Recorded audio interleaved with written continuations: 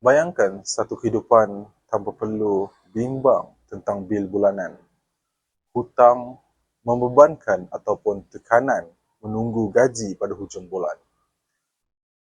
Inilah gambaran yang sering dikaitkan dengan konsep financial freedom ataupun kebebasan kewangan. Namun, dalam suasana ekonomi yang semakin mencabar, adakah impian ini mampu dicapai oleh setiap lapisan masyarakat? Atau ia sekadar menjadi aspirasi yang sukar direalisasikan?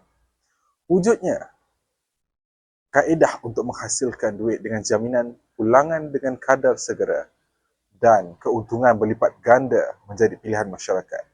Aplikasi Forex sering menjadi perbahasan dalam kalangan masyarakat. Namun, apakah hukum sebenar jual beli yang dilakukan oleh aplikasi Forex ini? Adakah ia halal ataupun ia haram? Ikuti laporan khas kami, saya, Muhammad Zaid, untuk merungkai isu-isu syariah di Syariah Semasa.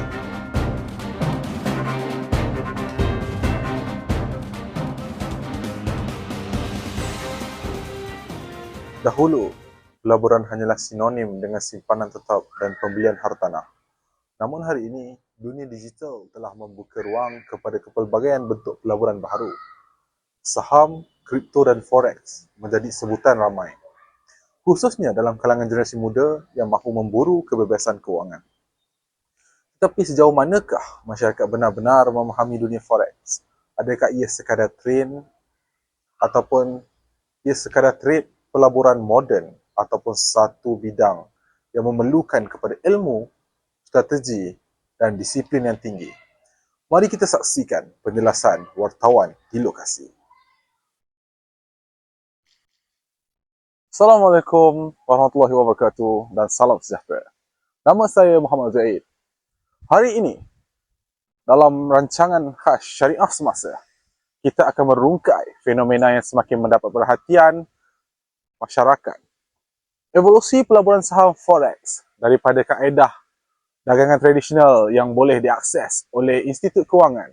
Kini, pasaran forex berada di hujung jari menerusi telefon pintar, namun dalam kejuruteraan memburu ringgit, timbul persoalan adakah masyarakat benar-benar bersedia menghadapi risiko di sebalik potensi pulangan yang ditawarkan. Persoalan utama, apakah itu forex?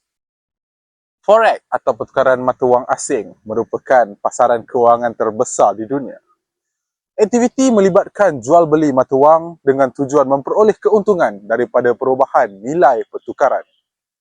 Bagi setengah pihak, forex dilihat sebagai peluang menjana pendapatan tambahan. Namun, bagi kurang memahami mekanisme kerugian besar boleh berlaku dalam masa yang singkat. Mari kita dengarkan penerangan daripada pakar dalam bidang ekonomi dan saham menerangkan berkaitan dengan forex. Yang saya nampak dari perdagangan forex, first things first lah. Memang ada fatwa lah yang mengatakan perniagaan ataupun urus niaga forex untuk pelaburan adalah diharapkan dari segi macam mana proses in general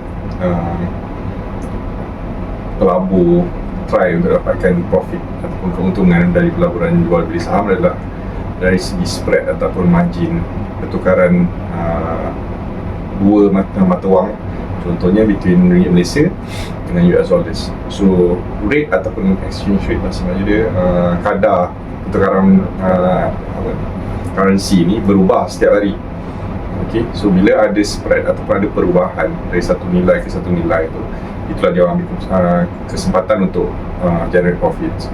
Contohnya daripada satu US dollars sekarang harga dia RM3 lebih atau RM4 lebih sekarang ni kan. So bila dia simpan, dia akan berubah harga dia setiap hari. So bila ada kenaikan dari segi value bila ditukar kepada ringgit Malaysia contohnya, so itulah spread ataupun keuntungan possible yang dia boleh jana kat situ.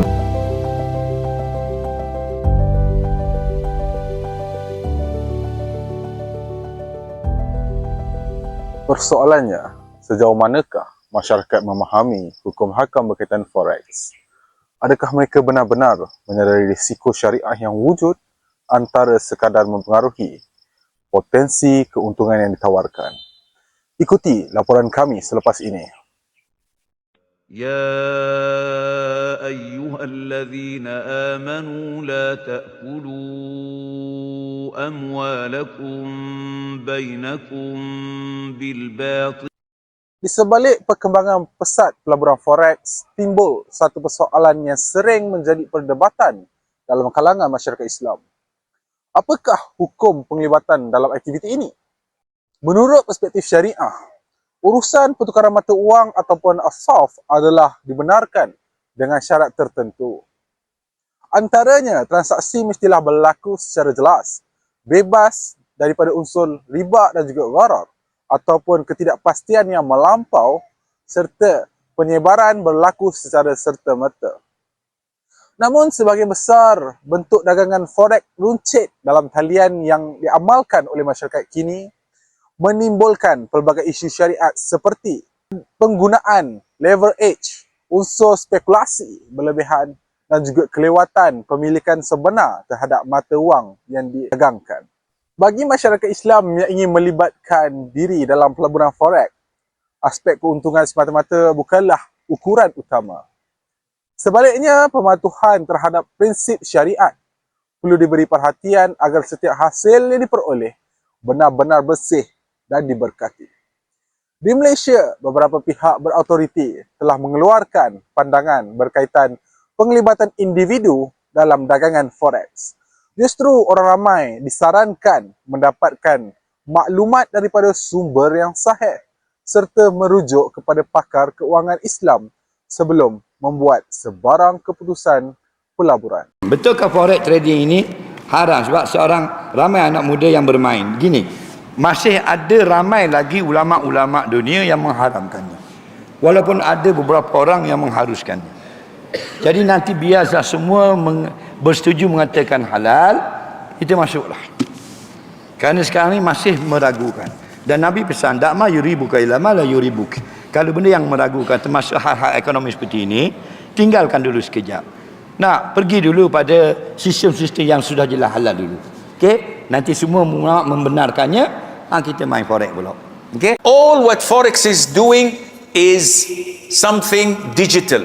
Stock market in Kenya, you go to the bank, you buy stocks in XYZ company. Does XYZ exist? Yes. So when I buy their stocks, I am a partner. This is real. But in Forex, it's all digital. You buy day trading, early morning, in the afternoon, you sell. And a lot of those who deal in Forex don't deal with their own money. I have $10,000, it's mine. I buy stocks in this company. And the stocks fall, I will not sell. I will keep it for 2 months until it goes up and I sell it. Halal, as long as the stocks are halal. The problem is that when you come to Forex, they say, how much you have? $10,000. Good, we'll give you $90,000 extra. I have $100,000. Yes, we trust you. You trade in $100,000. Wow, I have lots of money. If I make this profit, I will make, oh, Bismillah. Start buying here, buying here, buying here. The $100,000 that you bought stocks with, the stocks fell down. 95, 94, 93. All of a sudden, someone overrides you and sells the whole stocks. Why did you sell? Because you were losing. Yeah, but 93, I still have $3,000. Said, no, the $3,000 is our profit. We saved our 90,000 and took your 3,000. So now you lost the 10,000. Some of them buy on margin. Some of them buy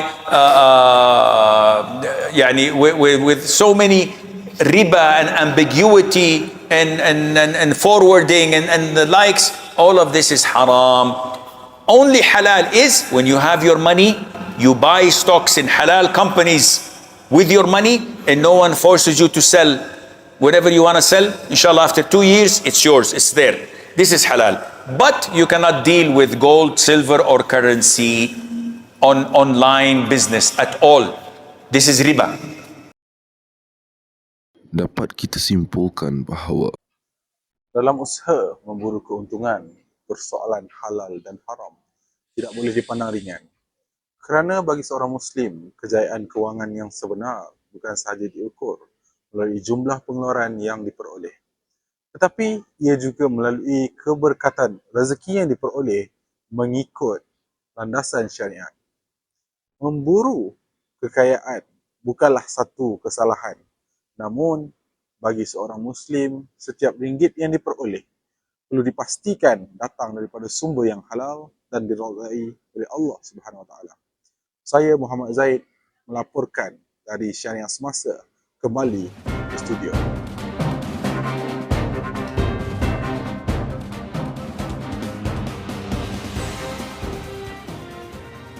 Terima kasih atas laporan itu.